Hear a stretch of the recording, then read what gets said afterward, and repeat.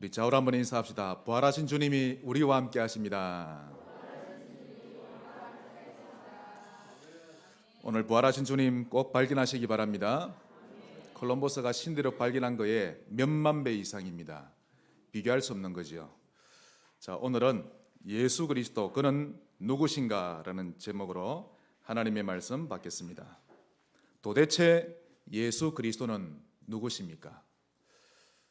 사실상 역사가 증가하죠. 전 세계에서 가장 큰 영향을 끼치신 분입니다. 책 한 권을 남기지도 않고 겨우 33년이라는 짧은 기간을 살다 가셨는데 그분에 대한 책이 가장 많이 기록되었고 또 이 땅의 모든 임금, 영웅을 다 합친 것보다 더 많은 영향을 끼쳤습니다.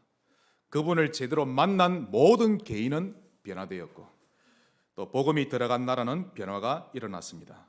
도대체 예수 그리스도는 그분은 누구시길래 그분을 만나기만 하면 발견만 되면 그때부터 참 목적, 참 평안, 참 힘을 얻게 되는데요. 더욱이 놀라운 일은 우리 인간은 5분 후의 일도 알지 못하는데 그분에 관한 이야기는 수백 년, 수천 년 전에 예언이 되었고 300번 넘게 집중적으로 예언이 되었고 특히 그분의 탄생, 유년 시절, 고난받으심, 십자가의 죽으심과 부활 모든 것이 예언되었고 그대로 성취되었습니다. 좀 전에 성가대가 찬양했죠. 부인할 수가 없는 것입니다. 우리 안에 있는 불신앙의 기질이 자꾸 부인하고 있지 역사는 증가하는 것입니다. 이분을 모시기만 하면 그 어떤 사람도 결국은 변화되고야 마는 것입니다. 예수 믿고 1년, 2년 지나도 내가 변화가 안 된다. 그분을 발견 못한 것입니다. 사실 예수님을 구주로 믿고 혹 구원은 받았을는지는 몰라도 나의 인격 속에, 나의 전 삶 속에 그분을 모시지 못한 것입니다. 오늘 여러분의 인생의 터닝 포인트 꼭 되시기를 바랍니다. 도대체 예수 그리스도 그분은 누구십니까? 오늘 짧게 말씀드립니다. 여러분의 것으로 꼭 삼으시길 바랍니다. 첫째로 하나님이십니다. 제가 첫 번째로 예수님을 하나님으로 정한 데는 이유가 있습니다. 지금도 세상의 어리석은 자들은 말하죠. 예수는 하나님이 아니다 라고 주장합니다. 역사가 증명하는데 우리 예수님은 먼저 완전하신 하나님이시요 전능하신 하나님이십니다. 이사야 9장 6절입니다. 주님이 오시기 700년 전에 예언되었죠. 이는 한 아기가 우리에게 낳고 한 아들을 우리에게 주신 바 되었는데 그분은 전능하신 하나님이라 영존하시는 아버지라 평강의 왕이라 할 것입니다. 성경은 분명히 밝힙니다. 전능하신 하나님이요 영존하시는 아버지시라고. 도대체 이 성경 구절은 저 어리석은 자들 눈에 왜 안 보이는 걸까요? 아무리 생각해도 이해가 안 됩니다. 훤히 보이는데 빌립보서 2장 5절 6절에는 이렇게 말씀합니다. 너희 안에 이 마음을 품으라. 곧 그리스도 예수의 마음이니 그는 근본 하나님의 본체시나. 예수는 하나님이십니다. 이것부터 출발 안 되면 구원 못 받습니다. 모든 이단이 대부분 거의 다 그러합니다. 하나님이신 이 예수는 영세전부터 계셨고 지금도 절대 주권을 가지고 다스리고 통치하고 계시는 것입니다. 역대상 29장 11절 12절 여호와여 주권도 주께 속하여 사오니. 여러분 여기 여호와는 성삼위 하나님을 다 말하는 겁니다. 성자 하나님도 포함됩니다. 주권도 주께 속하여 사오니 주는 높으사 만물의 머리이심이니이다. 바울도 예수님을 하나님으로 잘 알고 있었죠. 에베소서 1장 11절 모든 일을 그의 뜻의 결정대로 일하시는 이의 계획을 따라. 지구의 모든 역사는 하나님의 계획대로 이루어집니다. 하나님께 맡기세요. 갈등이 왔다. 하나님의 주권을 인정하세요. 제가 저를 봐도 1년 전에 제 모습과 지금 많이 다릅니다. 많이 다른 부분 가운데 하나가 많은 영역을 하나님의 주권으로 제가 인정합니다. 저는요 갈등이 오면 견디지를 못했는데 문제만 생기고 사건 생기면 그래 원래 나는 재수 없는 인생인데 그랬었는데 하나님의 주권, 하나님의 역사 자꾸만 인정되어지는 거 있죠. 욥도 최악의 고난 가운데서도 이 하나님을 알고 있었습니다. 욥기 23장 13절에 그는 뜻이 일정하시니 누가 능히 돌이키랴. 그의 마음에 하고자 하시는 것이면 그것을 능히 행하시나니. 예수님을 하나님으로 인정하시기 바랍니다. 전능하신 하나님이십니다. 또 예수 그리스도는 우리의 생사화복을 주관하시는 창조주 하나님이십니다. 사무엘상 2장 6절 7절, 오늘 우리 주보 앞면에 나오죠.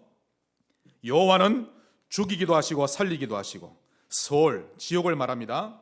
서울에 내리기도 하시고 거기서 올리기도 하시는도다. 여호와는 우리를 가난하기도 하시고 부하기도 하시고 낮추기도 하시고 높이기도 하시는도다. 사람들이 내게 왜 저럴까가 아닙니다. 하나님 앞에 서면 됩니다. 요셉처럼 완전히 다 잃어버렸을지라도 하나님의 절대주권 인정하고 임만을 누리면 하나님이 높이십니다. 여러분의 인생에 하나님을 여러분 면전에서 놓치는 만큼 방황합니다. 그러므로 예수 그리스도를 나의 하나님으로 모셔드리세요. 한번 따라 합시다. 예수님은 나의 하나님이십니다. 큰 두 번째로 그분은 구원자이십니다. 오늘 말씀을 생명으로 받으면 살아날 것이요, 하나의 지식으로 받으면 또 성경 공부로 끝나는 것입니다. 첫사람 아담과 하와가 무너져 버렸습니다. 친구를 잘못 사귀었죠. 뱀을 사귀었는데 그 뱀에게서 듣지 말아야 할 것을 들어버린 것입니다. 그 말이 곧 거짓말쟁이, 거짓의 아비인 마귀의 말이었던 것입니다. 그때부터 인간은 허물과 죄로 죽어버렸습니다. 이런 인간을 예수님이 진단하셨죠. 너희는 너희 아비 마귀에게서 태어났으니. 바울도 인간의 실존에 대해서 밝힙니다.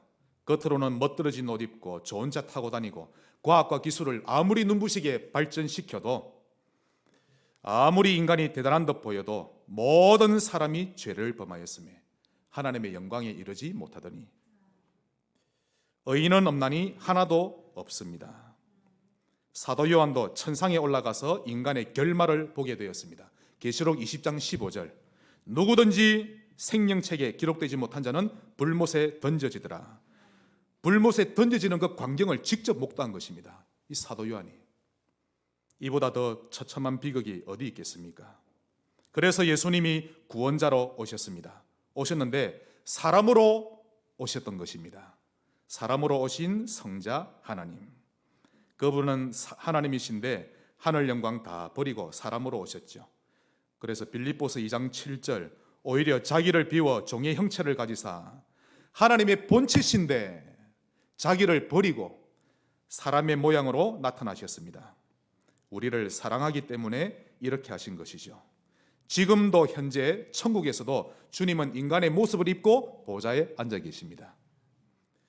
그런데요, 저는 아직까지도 또 설교를 준비하면서도 지금까지도 천국에서도 인간의 모습을 입고 앉아 계신 주님, 그 사랑이 청량이 안 됩니다. 정말 십자가에서 대속 다 하시고 부활하고 성천하셨으면, 자, 그동안 인간의 몸 수고했다고 인간의 몸을 버리고 영으로서만, 성자 하나님 원래 영으로서만 딱 앉아 계시면 될 것을 지금도 비천한 인간의 몸을 입고 보좌에 앉아 계십니다.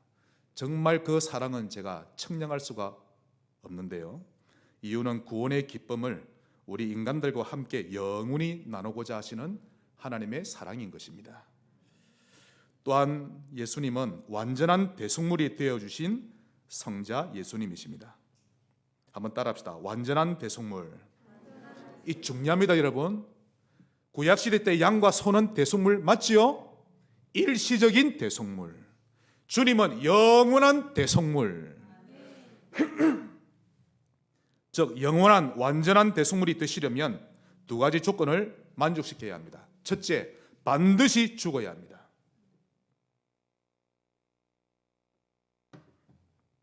로마서 6장 23절, 죄의 삭은 사망입니다. 그러므로 죄 없는 몸이 죄 있는 자를 대신해서 죽어야 하죠. 이것을 보고 희생 제물이라고 합니다. 히브리서 9장 22절, 피 흘림이 없은즉 사함이 없느니라. 마가복음 10장 45절, 인자가 온 것은 자기 목숨을 많은 사람의 대속물로 주려 함이니라. 주님을 여러분의 대속물로 인정하고 구원받으시기를 바랍니다. 그래서 반드시 죽어야 하고 완전한 속죄물이 되려면 두 번째로 반드시 부활해야 합니다. 다시 살아난다는 의미죠. 그래서 오늘 부활절을 기념하는 이유도 여기 있는 것입니다. 자, 부활하지 않고 그냥 우리를 대신해 죽기만 하면 완전한 대속물이 되지 못합니다. 여러분이 제가 그대로 있는 것이죠. 그래서 양과 소도 죽으면 그걸로 끝이지 다시 살아나는 것이 아닌 것입니다. 죽었다가 다시 살아나야만 영원한 생명이 주어지는 것입니다. 자, 오늘 본문을 보시기 바랍니다. 고린도전서 15장 17절. 그리스도께서 다시 살아나신 일이 없으면 너희의 믿음도 헛되고 너희가 여전히 죄 가운데 있을 것이요. 그러므로 예수님의 부활로 말미암아 우리도 영생을 얻어 부활하게 되는 것입니다. 자, 20절. 그리스도께서 죽은 자 가운데서 다시 살아나사 잠자는 자들의 첫 열매가 되셨도다. 주님이 먼저 부활하심으로 우리도 부활하게 된다는 뜻입니다. 우리는 이제 두 번째 열매가 되고 세 번째, 열 번째, 만 번째 그리 된다는 뜻이죠. 21절. 사망이 한 사람으로, 즉 아담 한 사람으로 말미암았으니 죽은 자의 부활도 한 사람으로 예수님으로 말미암는도다. 아담 안에서 모든 사람이 죽은 것 같이 그리스도 안에서 모든 사람이 삶을, 생명을 얻으리라. 여러분, 주님의 부활은 연구하면 연구할수록 어마어마한 것입니다.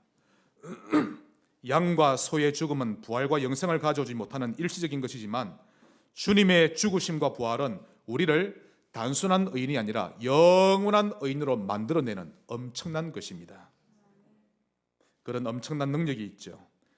말씀 한 군데 보겠습니다. 히브리서 10장 말씀으로 확인하셔야 합니다. 10장 11절로 12절.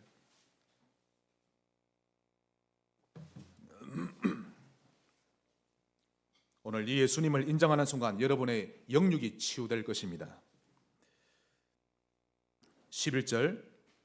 제사장마다 매일 서서 섬기며 자주 같은 제사를 드리되 이 제사는 언제나 죄를 없게 하지 못하거니와 오직 그리스도는 죄를 위하여 영원한 제사를 드리시고 하나님 우편에 앉으사. 영원한 제사를 드리셨습니다. 14절. 그가 즉 예수님이 거룩하게 된 우리들을 한 번의 제사로 영원히 온전하게 하셨느니라. 할렐루야. 주님의 부활 사건을 다룰 때 이게 역사적으로 맞나 틀렸나 거기에만 집중할 그런 정도의 것이 아닙니다. 이 사건은 우리를 영원한 의인으로 만들고 영원한 성령 내주를 누릴 수 있도록 만들어주는 사건입니다. 구원자이신 그 예수님은 재림주, 즉 심판주로 오실 주님이십니다. 그러니 구원자시죠. 두 천사가 분명히 말했습니다. 사도행전 1장 11절. 하늘로 올려주신 이 예수는 하늘로 가심을 본 그대로 다시 오시리라. 만일 다른 이가 심판주로 온다고 하면 우리를 구원하기 위해 또 심판하기 위해 또 누가 올려나 하고 또 긴장하며 기다려야 되겠죠. 참으로 다행스럽게도 다시 오실 심판주가 우리를 구원하신 주님이 직접 오십니다. 그러므로 긴장하며 기다릴 것 없이 우리는 기뻐하면서 기다릴 수 있게 되었습니다. 오시면 우리를 데리고 저 하늘로 우리를 데리고 가셔서 천국 혼인 잔치에 올려드릴 것입니다. 예수님을 나의 구원자로 모셔드리시길 바랍니다. 마지막 큰 세 번째로 예수님 그분은 망대이십니다. 할렐루야.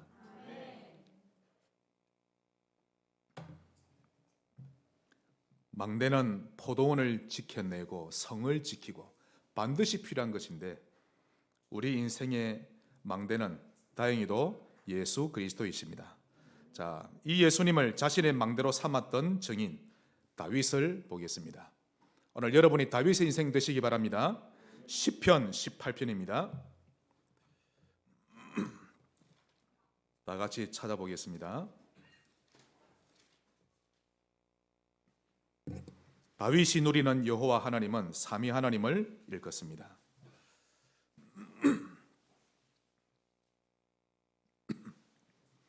시편 18편 1, 2절.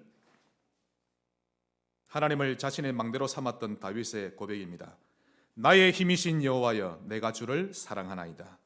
여호와는 나의 반석이시여 나의 요새시여 나를 건지시는 이시여 나의 하나님이시여 내가 그 안에 피할 나의 바위시여 나의 방패시여 나의 구원의 뿌리시여 나의 산성이시로다.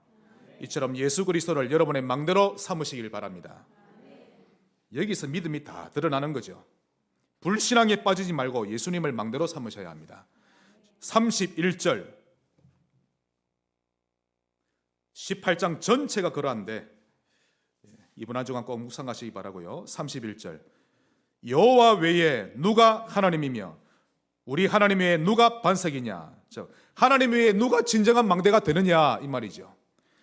따라합시다. 하나님은 나의 망대이십니다. 하나님을 완전한 망대로 삼았던 다윗입니다. 그래서 다윗에게는 예수 그리스도가 종교가 아니라 실제였고 그의 망대로 받아들였던 것입니다. 32절로 34절 이 하나님이 힘으로 내게 띠띠우시며 즉 힘을 얻고 살았던 뜻이죠. 내 길을 완전하게 하시며 나의 발을 안사슴 발갛게 하시며 나를 나의 높은 곳에 세우시며 내 손을 가르쳐 싸우게 하시니 내 팔이 그 힘도 노활도 당기는도다. 하나님을 완전히 망대로 삼았던 다윗입니다. 자, 이제는 사울 왕을 피해서 광야를 떠돈 지 10년이 지났습니다. 그러는 동안 사울도 죽고 그의 아들 요나단도 죽고 사울의 신복 군대장관이죠 아브넬도 죽임을 당합니다. 사울 주변에 중요한 인물이 다 죽습니다. 그러다 이스라엘 백성들이 다윗에게 찾아오죠. 사울 편에 섰던 사람들도 다윗에게 찾아옵니다. 무릎을 꿇습니다. 이제 당신을 우리의 왕으로 모시기를 원합니다. 그리고는 선지자를 불러서 그에게 기름을 붓고 왕으로 세우는데요. 그날 이후로 하나님은 다윗을 점점점 강성하게 만들어 가셨습니다. 백전백승하는 거 있죠. 영적으로도 그러하고 또 재물로도 그러하고 하나님이 큰 은혜를 주셨습니다. 자, 우리 사무엘하 5장을 보겠습니다. 다윗이 어릴 때도 광야를 떠돌 때도 또 왕이 되어 승승장구할 때도 다윗은 어떠한 삶을 살았는지 우리가 봐야 합니다. 여러분도 인생의 전체가 하나님을 망대로 삼는 인생 꼭 되시기 바랍니다. 사무엘하 5장 10절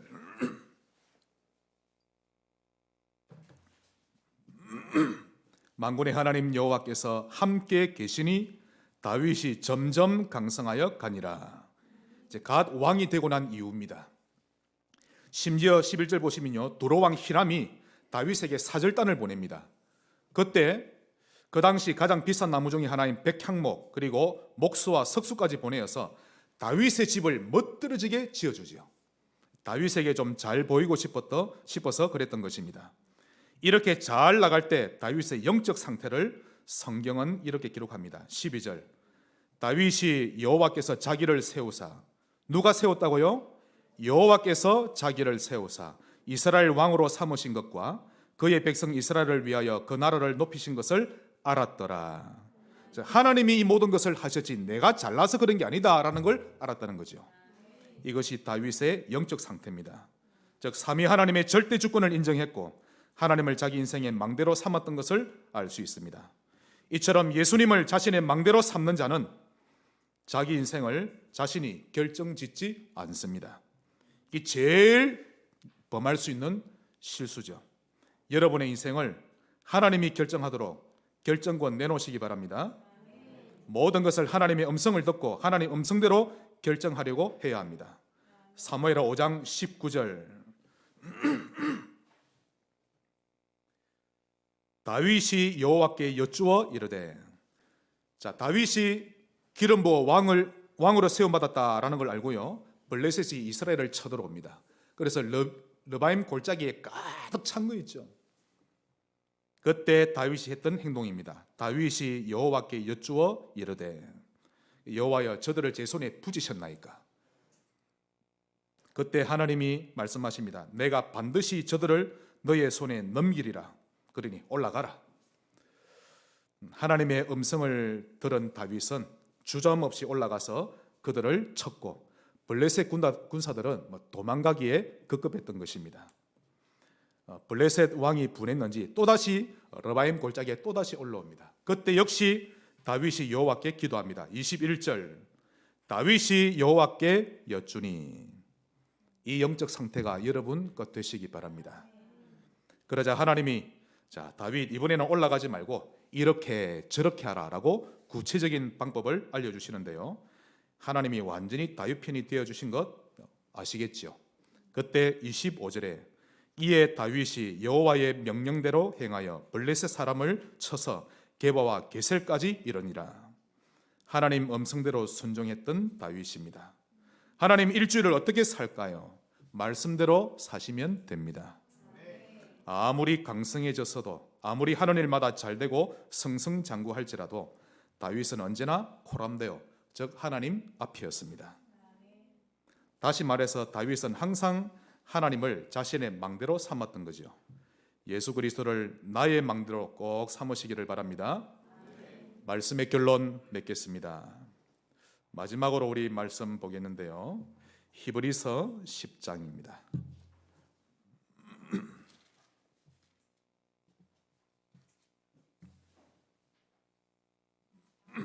10장 22절.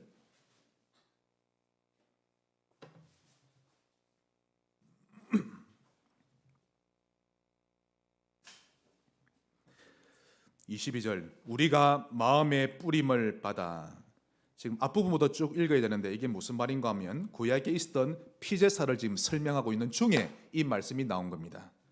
이 피는 예수님의 피를 말하죠. 예수님의 피를 제단에, 눈에 보이는 제단에만 뿌릴 게 아니라 너희 마음에 뿌리라는 말씀입니다. 즉 마음을 지키는 망대지요. 우리가 마음의 뿌림을 받아 악한 양심으로부터 벗어나고 몸은 맑은 물로 씻음을 받았으니 참 마음과 온전한 믿음으로 하나님께 나아가자. 부활하신 주님을 여러분 마음에 뿌리시길 바랍니다. 어느 정도로 뿌릴까요? 각인될 만큼 뿌리세요. 이것이 마음의 망대를 세우는 일입니다. 여러분 마음에 망대가 없으면 결국 무너지는 것입니다.